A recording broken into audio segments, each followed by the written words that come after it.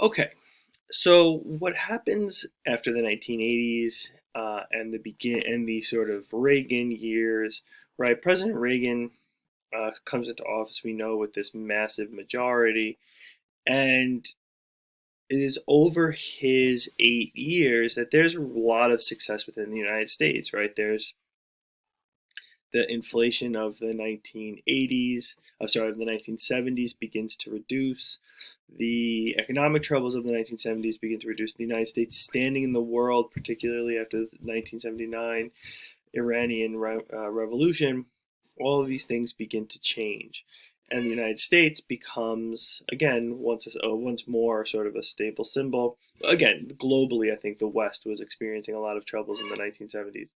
Um, so what happens now? What happens now in the late 1980s? In 1988, the would-be president George H.W. Bush wins the election. He comes into power, and the United States again is experiencing sort of economic troubles. By the late 1980s, there's a recession in the late 1980s. So then what happens is in 1988, Bush wins the election. Um, he invades Kuwait, beginning of Desert Storms. And there's growing sort of fear of the Republican Party, right? The Republicans have now been in power for 12 years. And then in 1992, you have an election between George H.W. Bush and Bill Clinton. Bill Clinton comes to power, uh, and he oversees a lot of really great things that happened, particularly at the end of the 1990s. Not all of them are due to him, right? A lot of them are due to other pieces of the puzzle. So he's elected in 1992 on what are called the New Democrats, right? So we had the sort of new Republicans that helped sweep Reagan into power in the 1980s. Now we have a new batch of Democrats. Um, so when the Democrats, who are these new Democrats, right? Clinton, is a Southerner, right?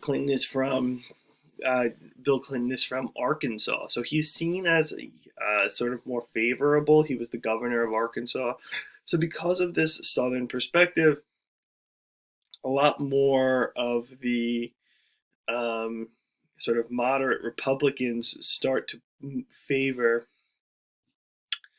start to favor Bill Clinton.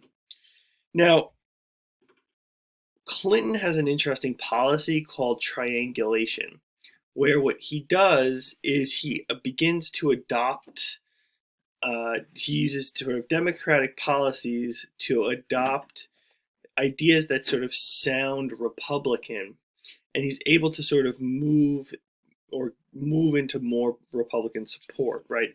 So by sounding more moderate, sounding more Republican in his posture, he is gaining more support for his candidacy. So it's a really brilliant ideas.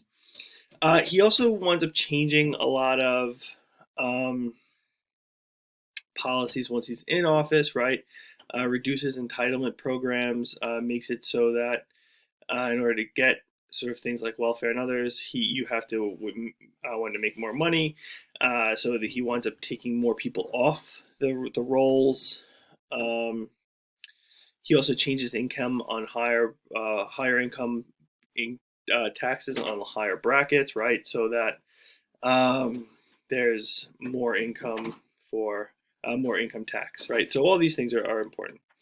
In 1992, December of 1992, just as George H.W. Bush is about to leave office, the NAFTA bill, the North American Free Trade Agreement, is passed through Congress. And when that happens, one of the things that's important to see is that uh, we're going to talk about what that means in a second, but it's important it's passed under a Republican Congress. And then, or I should say, yeah, well, Republican Senate, I guess.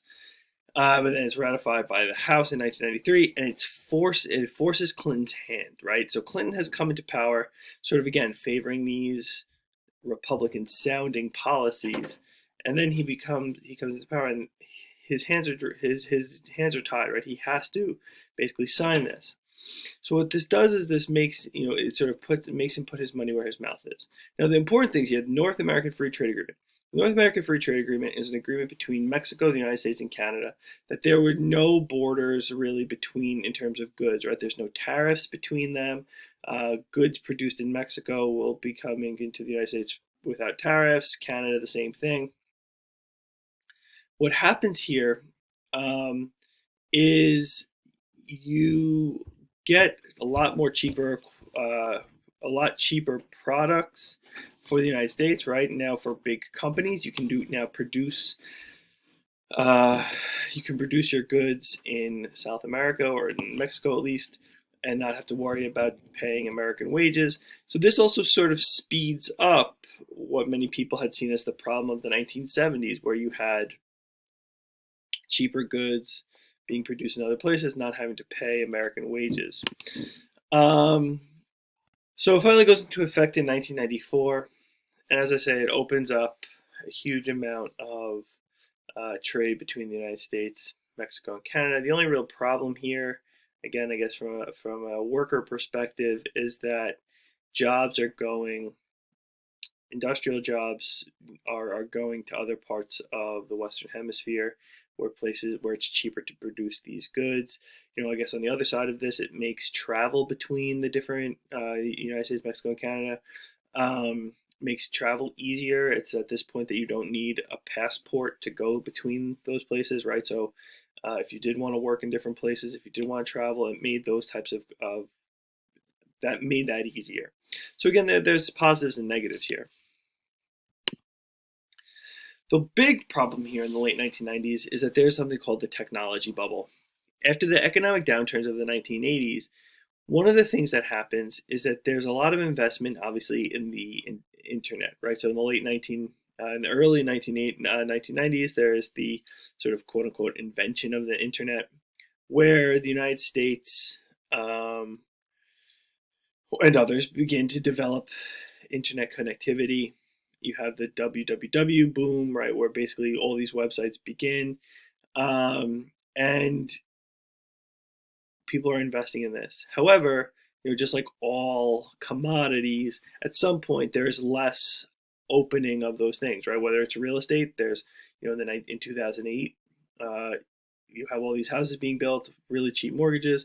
Well, at some point, everybody who wants a house has a house, and you have all these things on the market, and there's going to be less people there to buy them. So there's going to be a shrinking of the market. Same thing happens here. And ultimately, the technology boom bubble busts in the early 2000s, and you have economic collapse because of that. So all of these are cyclical events. But you also have good things that come out of this, right? There is increased connectivity around the world. The 1990s see the first real development of the cable news network, right? CNN and others, the 24-hour news cycle. This is the period of that, right? I do want to jump to a couple of other pieces here, right? 1991, Yugoslavia breaks up. 1992, the Soviet Union breaks up, and the United States is really the only major country left to be a world superpower. And what happens as a result is you have the United States intervening in places that are former Soviet territories, places that the United States needs to get involved. All right, so Yugoslavia breaks up. When Yugoslavia breaks up, a portion of that, a place called Bosnia-Herzegovina, emerges as an independent country. Now, the problem is it's a very diverse country, based with Muslims, Serbs, Croats, all of these different groups of people in this one country. And when that happens, the Serbs wind up getting power, or getting power in one piece of territory. They try to ethnically cleanse the other groups of people, Muslims and Croats. And what ultimately happens is you have massive genocide, wars between basically the three groups, and the United States needs to intervene, and they send in troops to try and stop a lot of the violence. This is an experience of terrible inter-country violence between the different groups. So, finally, I want to just turn our final attention here to the end of the Clinton years. Bill Clinton presided over a period of American history that was extremely successful economically, extremely successful domestically, but that's largely because the United States on a global stage was really the only country, after the Soviet Union had collapsed, to really be successful. So one of the things that's important to see here is that the United States was, again, the only real country in a capable position of being a strong country. And the technology bubble really helped give the United States sort of nothing to worry financially. Uh, Domestically, I mean, fine, we have a couple of big events, but there's nothing really like 9/11. Obviously happens in 2001. You have the World Trade Center. Well, you have one World Trade Center bombing in 1993. You have the Oklahoma City bombing, but you don't really have a lot of sort of internal troubles going on in the 1990s. Without a sort of with smaller events, let's say. However, for Clinton, the big problem for him, obviously, is the sort of scandal in the last 2 years of his presidency, where he obviously is unfaithful to his wife Hillary, and because of that and the investigation that follows, you have um, a lot of trouble going on for Clinton.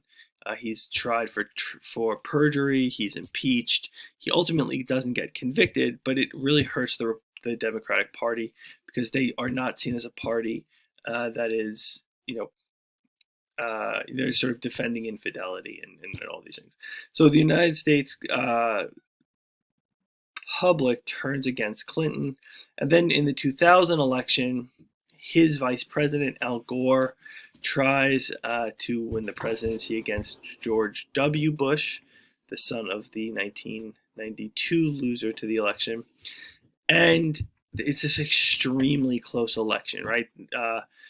It comes down to Florida, right? So in Florida, there's the ballots are paper ballots that you poke through. When you poke through the ballot, there's something called a CHAD, which is the little perforated piece of paper that goes through. That once you poke it through, that sort of indicates you've made a selection or not, right? Those are hanging on, so if those are hanging, they're not seen as full votes. There's a whole debate over this, and ultimately winds up going to the Supreme Court. And the Supreme Court sides with George W. Bush's lawsuit that the elections the counting must stop. So ultimately, George W. Bush obviously wins the election. The controversy here is that the Supreme Court is getting involved in choosing the election. Um, it's a non-binding decision, right? This decision can't sort of be put onto the next election if this ever happens. So it's a really sort of tough situation that occurs.